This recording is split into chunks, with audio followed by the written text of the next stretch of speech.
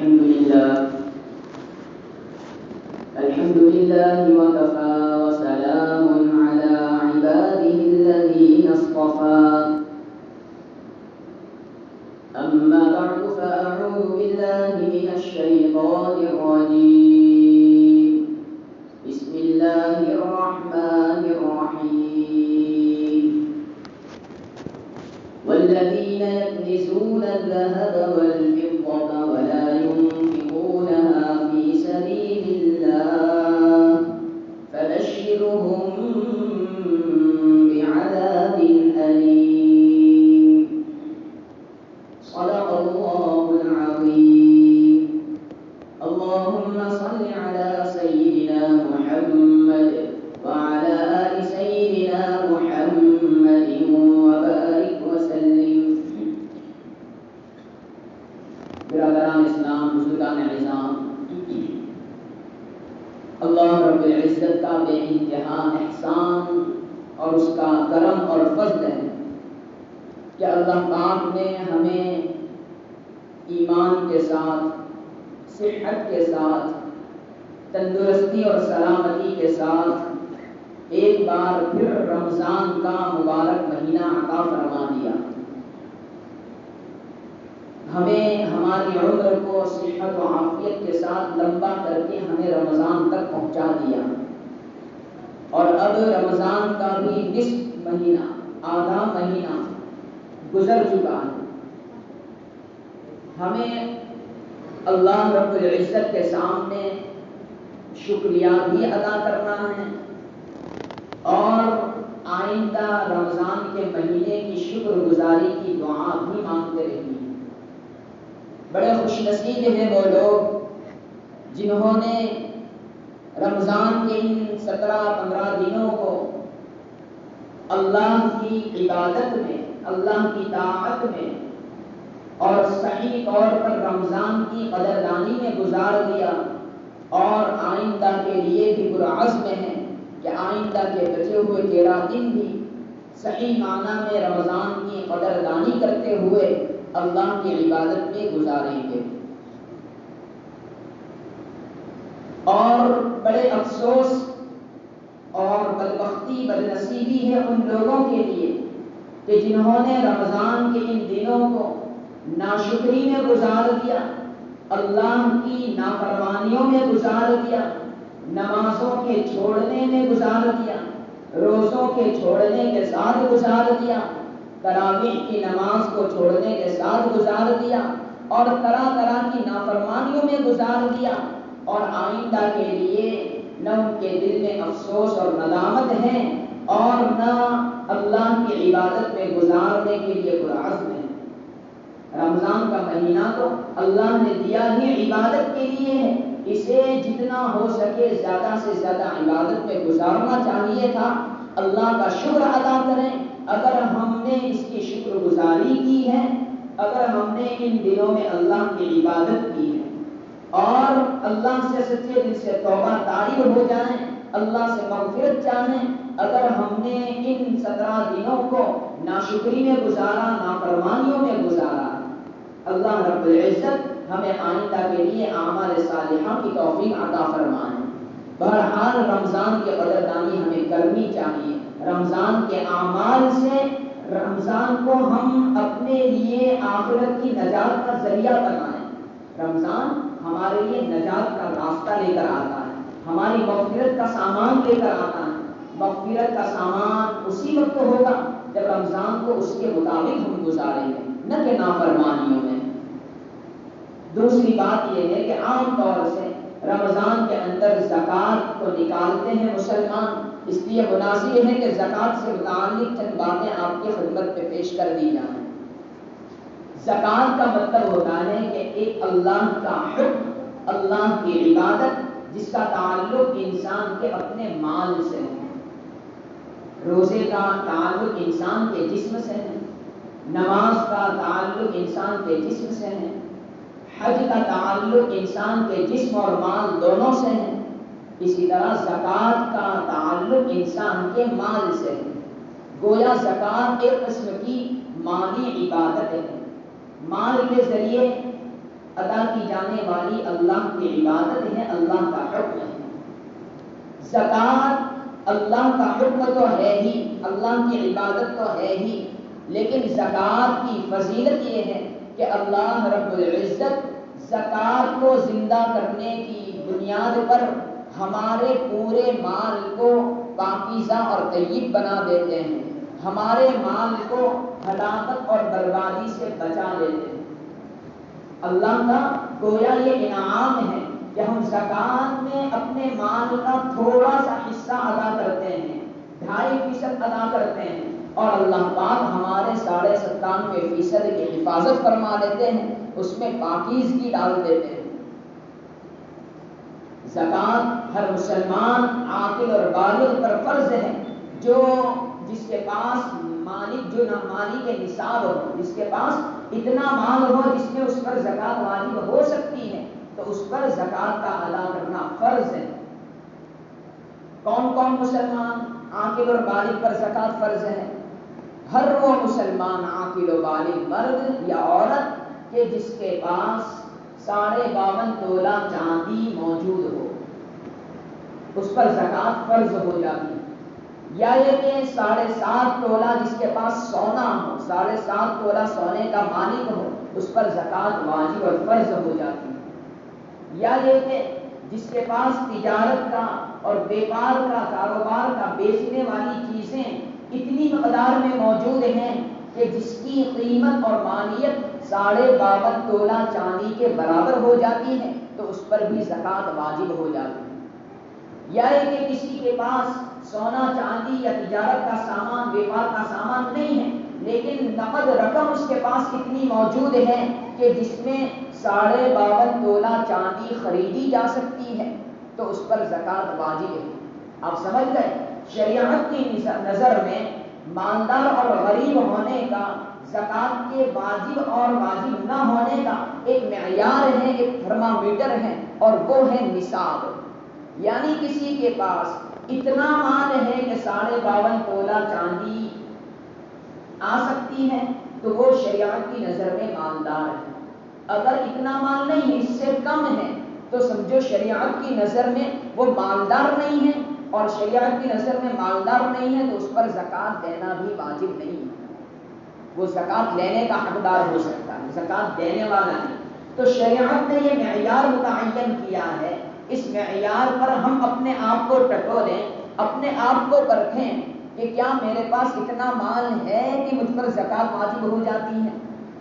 عام طور سے آج کے حساب سے کسی کے پاس 28-29 ہزار روپیے نقد موجود ہے اور اس پر سال بھی گزر چکا ہے، یعنی 1 سال سے اتنے روپے موجود ہیں، تو اس پر زکوٰۃ واجب ہو جاتی ہے، اس لیے کہ 28-29 ہزار میں 52.5 تولہ چاندی آسانی کے ساتھ آ سکتی ہے، آج کے ریٹ کے حساب سے، آج کے بھاؤ کے حساب سے۔ لیکن اتنے ہی روپیے ہوں تو اس پر زکوٰۃ فوراً واجب نہیں ہو جاتی، بلکہ مال کے اور حقوق بھی ہیں۔ مثلا کوئی انسان ہے، اس کے پاس 30,000 روپے موجود ہیں، لیکن اس کے ذمے قرضہ بھی موجود ہے 15,000 کا، تو اب اس کے پاس ہاتھ میں 30,000 روپے موجود ہے، لیکن قرضہ 15,000 کا ہے، اس لیے اس کو ایسا سمجھیں گے کہ اس کے پاس صرف 15,000 ہی روپے ہیں۔ جب 15,000 ہی روپے ہیں تو اس پر زکوٰۃ واجب نہیں ہوا کرتی۔ تو مال ہے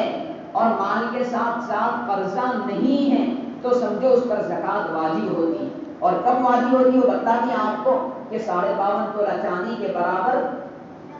مال ہو، سامان تجارت، یا ایک نقد رقم ہو، یا ایک سونا اور چاندی دونوں تھوڑے تھوڑے ہیں، لیکن اتنے ہیں کہ 52.5 تولہ چاندی اس میں خریدی جا سکتی ہے، تب بھی زکوٰۃ واجب ہو جاتی ہے۔ بہرحال یہ سارے مسائل موٹے موٹے ہیں، تفصیلی نہیں ہیں، تاکہ ہمیں کچھ جانکاری ہو زکوٰۃ کے حکم سے متعلق، اور ہم اپنے آپ کو زکوٰۃ کا حقدار سمجھتے ہیں، یعنی زکوٰۃ کی ادائیگی کے لیے تو زکوٰۃ کی ادائیگی کریں، ورنہ اللہ رب العزت نے بڑی سخت وعید فرمائی ہے زکوٰۃ ادا نہ کرنے والوں سے متعلق۔ اللہ پاک نے قرآن کریم میں ارشاد فرمایا ہے والذین یکنزون الذھب والفضة ولا ينفقونها فی سبیل اللہ، جو لوگ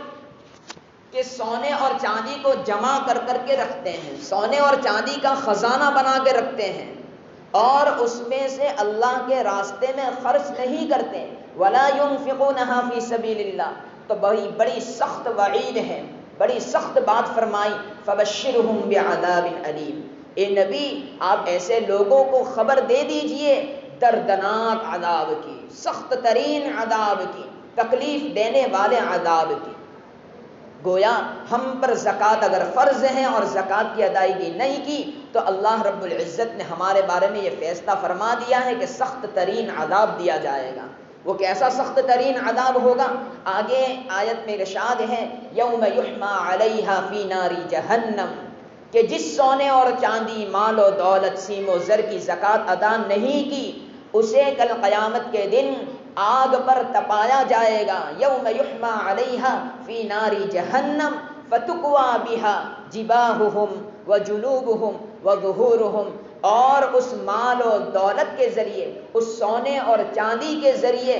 آگ پر تپا کر پگھلا کر اس کی پیشانی کو داغا جائے گا، اس کے پہلو کو داغا جائے گا، اس کی پیٹھ اور پشت کو داغا جائے گا۔ یہ اللہ رب العزت کی طرف سے دردناک عذاب ہوگا زکوٰۃ کی ادائیگی نہ کرنے والے پر۔ بلکہ دنیا کے اندر بھی عذاب اللہ کی طرف سے آ سکتا ہے زکوٰۃ کی ادائیگی نہ کرنے والے پر۔ اللہ کے نبی صلی اللہ علیہ وسلم نے فرمایا ما خالت الصدقۃ او الزکوٰۃ مالا الا افسدته، او کما قال علیہ الصلاۃ والسلام، کہ زکوٰۃ یا صدقے میں سے کچھ بھی رقم اپنے مال کے ساتھ ملی ہوئی رہ جاتی ہے تو وہ چھوٹی سی مختصر سی رقم اپنے پورے مال کو فاسد اور خراب کر دیتی ہے۔ یعنی ہم نے زکوٰۃ ادا کی اپنے مال سے لیکن لمسم ادا کی، برابر مکمل حساب کر کے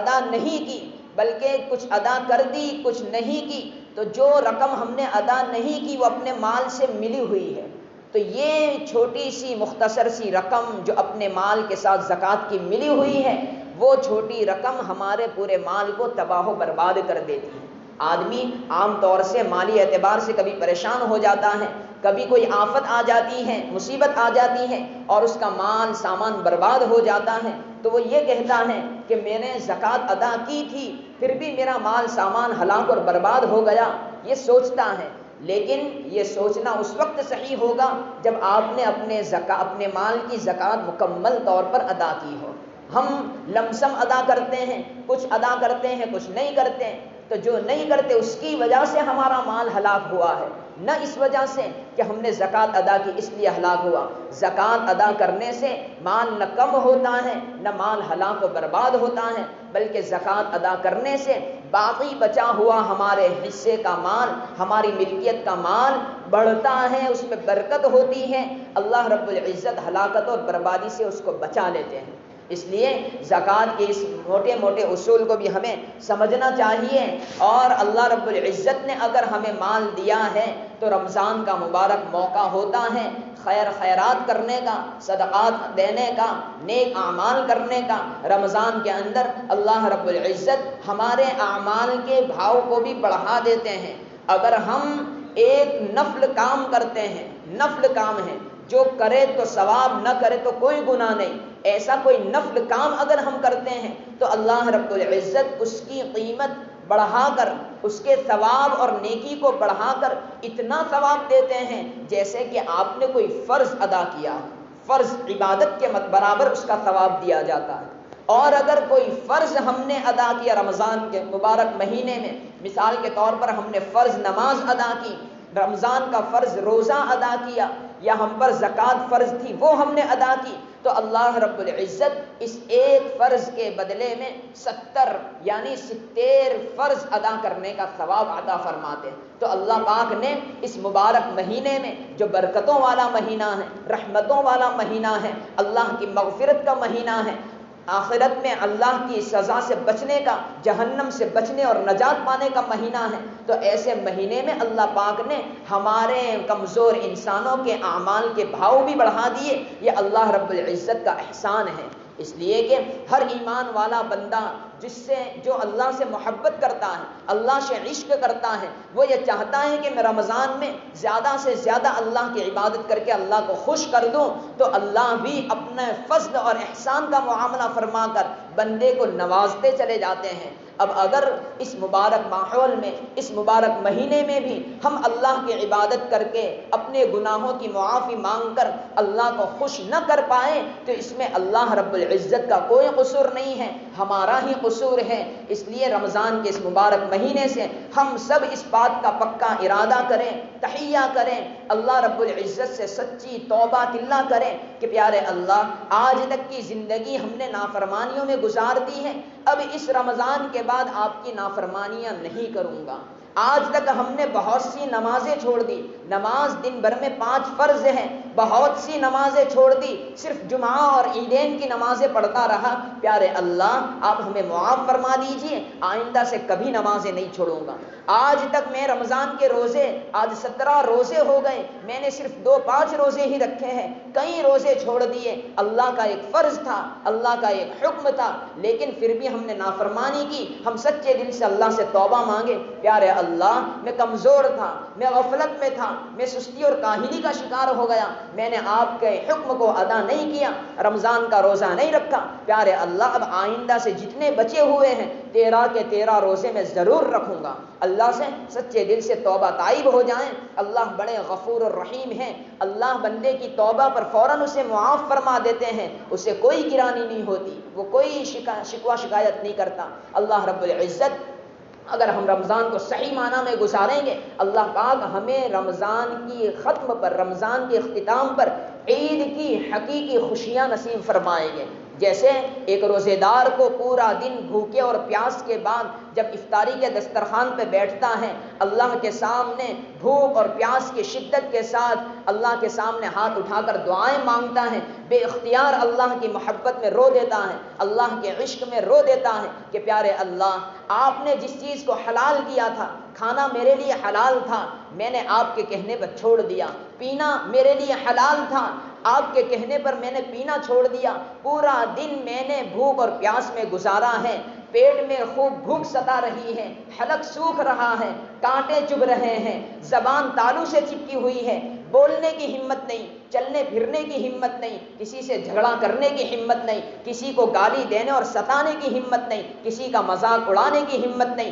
کوئی برے کام کرنے کی نیت اور ارادہ اب نہیں ہے، پیارے اللہ یہ میں نے محض آپ کے عشق اور آپ کی محبت میں کیا ہے۔ ایک روزے دار کو ہر افطار کے وقت ایک خوشی ہوتی ہے، اس خوشی کا احساس وہ بندہ ہرگز حاصل نہیں کر سکتا جس نے روزہ نہ رکھا ہو، اس لیے کہ اسے تو بس افسوس ہی ہوتا ہے۔ مغرب کی نماز ہوتی ہے، روزہ رکھنے والا نہ رکھنے والا دونوں برابر ہو جاتے ہیں، البتہ جس نے روزہ رکھا وہ خوشی کا احساس دل میں رکھتا ہے کہ پیارے اللہ نے توفیق دی، روزے سے چلو یہ دن گزر گیا روزے کے ساتھ، اور جس نے روزہ نہیں رکھا ہوا ہوتا اس کو تھوڑا ندامت ہوتی ہے، افسوس ہوتا ہے کہ دن گزر گیا، اس کا بھی گزر گیا، میرا بھی گزر گیا، لیکن یہ اپنے ہاتھ کو بھرے ہوئے لوٹ رہا ہے اور میں خالی ہاتھ لوٹ رہا ہوں، میں نے روزہ نہیں رکھا۔ تو یہ افطار کے وقت کی خوشی ہر روزے دار کو افطار کے وقت محسوس ہوتی ہے۔ اسی طریقے سے رمضان کو اگر اچھی طرح گزار دیں گے تو رمضان کی حقیقی معنی میں خوشی وہ ہمیں عید کے دن نصیب ہوگی،